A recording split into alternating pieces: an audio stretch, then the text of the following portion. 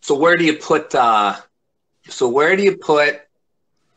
in North America a 205 class? Where do you put Herman Stevens? Oh, wow. 205, right? I guess he'd have to, well, Todd Hutchins would fit in there, so Todd would be one. Herman would be top three, four. Top. I'd have to look because I don't have a 205. How does he do with RVJ? Okay. Oh, trigger warning. No. Herm spanks RVJ. Point final. How about Storm Chelino? Smokes him. Trigger. Now we're talking Herman sitting at 225 today, dropping down to 205, right? That's what we're talking about. See, the problem with Herman is he's not overly you don't see him everywhere, so it's hard to gauge. But he had a super match with arguably the number one, 220, 205, 210, 215. Well, isn't the number one guy RVJ? Fuck RVJ. Number one's Todd Hutchins. Todd Hutchins. You think Todd Hutchins is the number one? He's a super heavyweight now. He's a 205 guy. With enough money, with enough money, you're a fucking 205 guy. With enough money, you're a 205 guy. Right. Right. But that's a little bit drastic because you sit so high. But you're sitting at how much do you weigh, by the way? 242, 245. Okay. Now, is that what John Milne lodged up your ass or not? Man, I'm like 280 with Johnny. Yeah. Like, easy.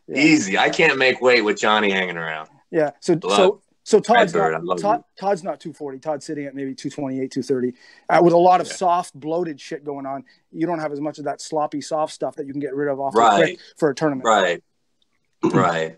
But that's the thing that's curious to me. Like, I mean, rankings and all that, like, how do we get that match to happen?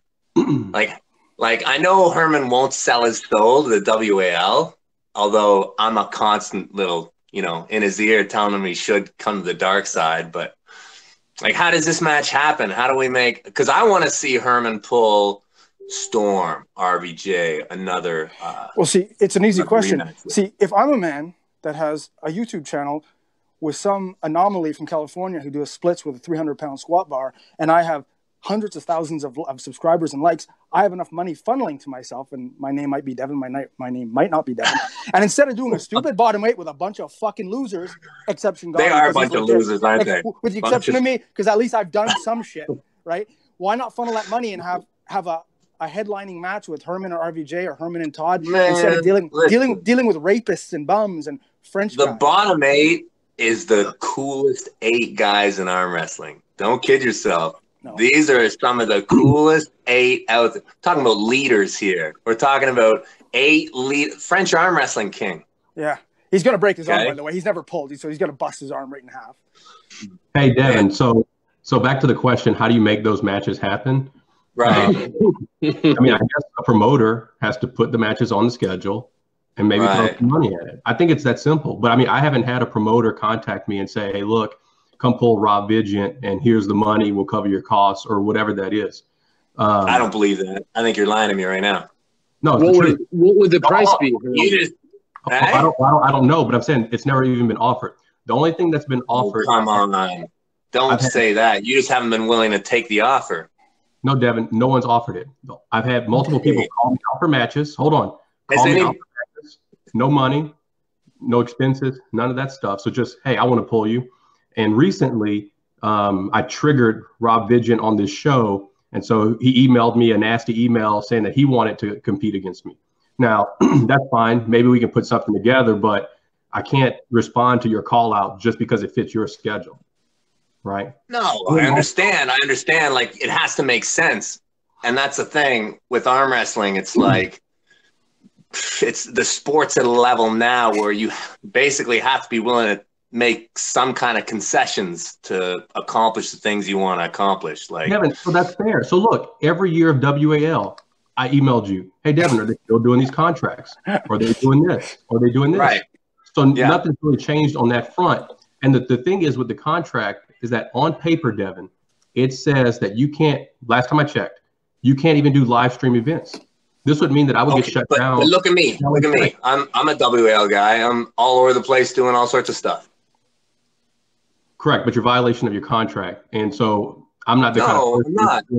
I'm never in violation. I don't believe, and maybe I'll get a phone call after this, but I don't think I've ever been in violation of my contract. So I'll say this, Devin. The contracts that I read in the 2014, 2015, 2016 basically stated that the normal things that I do in support of arm wrestling would no longer be allowed.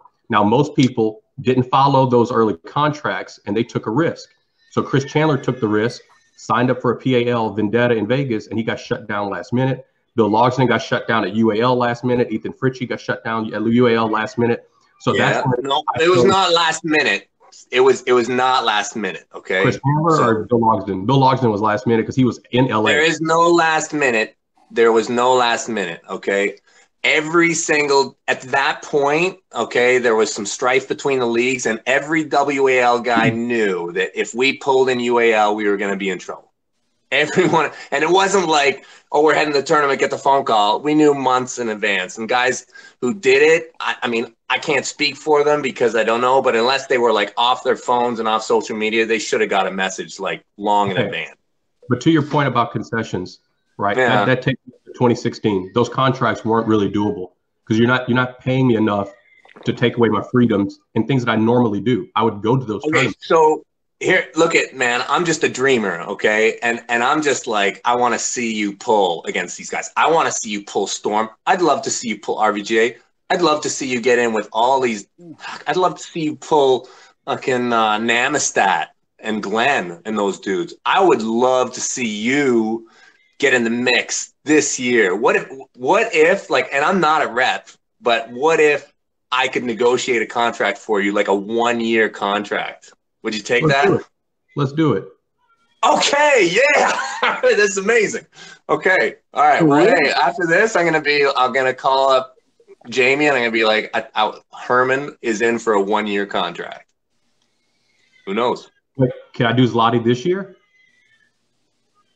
If I'm the boss, you can do whatever you want, but I'm not. There you go. So that's what I'm saying. So that's what I'm saying. These organizations don't offer me enough to give up what I do. What is Zloty like the holy grail for you? Is that all? Is that the end? Is that it? Zloty is my opportunity to compete against the best in the world. Yep. Right. But is that where you want to be right now? Like, is it best in the world this year for Herman, or is it cracking RVJ and cracking Hutchings? And I mean, those guys aren't far off. No, Todd's definitely at the top of my list. He's number 1 at 205, but in the United States or North America. But no, I want to compete against the best in the world. And I think if I don't, it's time to quit. And that's where I was in 2017. So I either had to quit or go world class. Listen, I hear you. Okay. I totally understand. I don't think that signing a WAL contract will preclude you from accomplishing your goals. It'll probably only enhance them because you will get more notoriety and you will have further opportunities if you succeed with this. Just slightly, maybe you're missing who you're missing. Prudnik, you're missing Babiev, you're missing Sasho. But dude, if the fire gets big enough, you'll have them anyways. Like, anyways, look, I'm trying to convince you to do something. I just want to see you arm wrestle. And I think you're missing out right now. I think you're missing out on opportunities that are right in front of you, like right here in the US. Remember, Devin, before WAL, you had fought the world. Right? Yeah. That's where I am. Yeah. I'm not you, but I mean, I'm not like sunsetting, you know what I mean? No offense. Let me tell you, listen, okay, having been there, okay, having chased the #1 spot in the world, I'll tell you a couple things. It's always shifting, okay? Like the #1 guy, as soon as you beat that guy, guess what? It wasn't him. It was a different guy, okay? You beat him, guess what? It wasn't him either, okay? And I'll tell you the main thing, just giving you some advice, okay, is have the most fun you can possibly have with it. And I know that beating Hutchings, beating Prudnik, beating, you know, whoever it is that you believe is #1 is going to be really the ultimate thing for you. But don't think that signing a WAL contract is going to preclude you from that. Because if you actually are at that spot, if you are actually the best dude in the world, believe me, it will come to you. Like, you sign that WAL contract, it's going to enable you to have those stepping stone matches, which you really need, in my opinion, to get to Prudnik, to get to Sasho, whoever it is. Yeah, my opinion. All right. The biggest potential match for WAL coming into this season, in my opinion, not because I question the outcome, but I think the world, North America needs to see it, is Herman versus RVJ. That has to happen. It's a great match. It is. And the thing is all the arm wrestlers know it. Like, I know it. Everybody who follows arm wrestling, like, really hardcore knows it. But the thing is the WAL's media and the presence that it pumps out is so big that you actually have to be, like, a higher level study, okay? And, man, like, you got to buy into – I don't want to tell anybody what to do. Okay, because I really respect you, Herman, and I respect all you guys on the show here, and that's one of the reasons why this show is so cool, is because none of you guys have bought into any kind of thing. But I'm telling you, sometimes these things are great tools. Sometimes this will enable you to achieve your goals with greater ease and success. Like, I don't know, man. Like, what's going to get you the match you want faster? Like, with them or without them? That's really what it comes down to. What's going to help you achieve your goal faster? With them? Without them? I don't know. I'll tell you, ask the guys in the league how much they've been bound. Like, really bound. Yeah. And I think that for the most part, guys will have positive things to say. And I think that the next thing is, remember, at the end of the day, dude, you're your own man. It's a piece of paper. You can always change things. Like, there's always a way out if it's really that bad.